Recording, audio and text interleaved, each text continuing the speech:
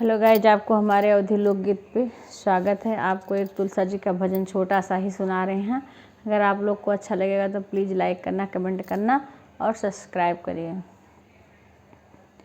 नारायण पूछे तुलसा से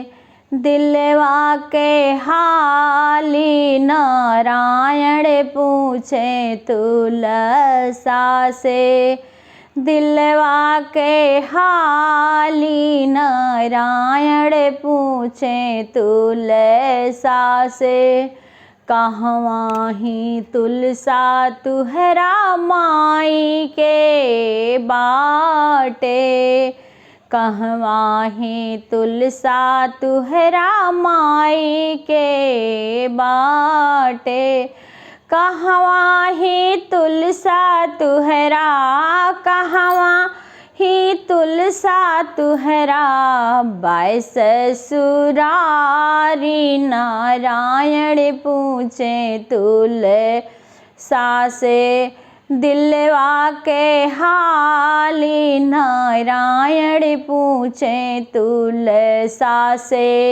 दिलवा के हाली, नारायण पूछे तुलसा से धरती माता हमरी नाई हरे बाटे, धरती माता हमरी नाई हरे बाटे, बिंद्रावन बाटे हमरा, बिंद्रावन बाटे हमरा बाई ससुराली, नारायण पूछे तुलसा से दिलवा के हाली, नारायण पूछे तुलसा से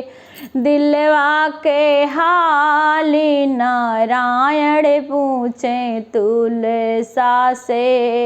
केकरे संघरिया तुलसा ब्याहली बाट्यों,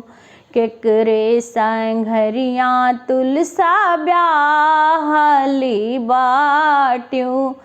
के हुए तुलसा तुहरा, के हुए तुलसा तुहरा नाथे तुहारे, नारायण पूछे तुलसा से दिलवा के हाली, नारायण पूछे तुलसा से दिलवा के हाली, नारायण पूछे तुलसा से कान्हा संघरिया हम ब्याहली बाटी, कान्हा संघरिया हम ब्याहली बाटी, साली के राम हमरे, साली के राम हमरे नाथे हमारे, नारायण पूछे तुलसा से दिलवा के हाली, नारायण पूछे तुलसा से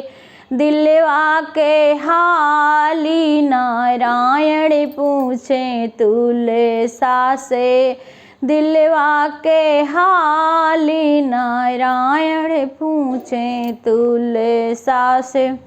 आपको ये तुलसा जी की भजन कैसे लगी? आप लाइक करना, कमेंट करना और सब्सक्राइब करना। राधे राधे।